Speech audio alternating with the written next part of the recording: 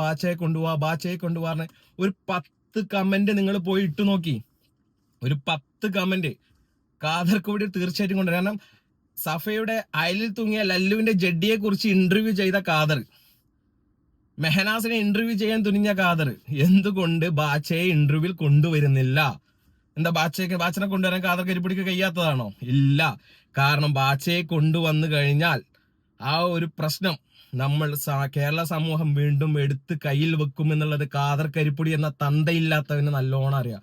ആ ഒരു ഭയത്താൽ മാത്രമാണ് നമ്മുടെ ബാച്ച എന്ന് പറയുന്ന ക്രിമിനലിനെ ഖാദർ കരിപ്പൊടി എന്ന വെറും കൊടും ക്രിമിനൽ സമൂഹത്തിന് മുന്നിൽ കൊണ്ടുവരാത്തത്.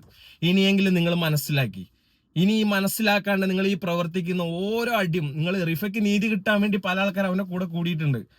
ഈ അടിസ്ഥാനത്തിൽ എന്ത് നീതിയായിരിക്കും റിഫയ്ക്ക് കിട്ടാൻ പോവുക എന്നുള്ളത് നിങ്ങളൊന്ന് ശരിക്കും മനസ്സിലാക്കി നോക്കി.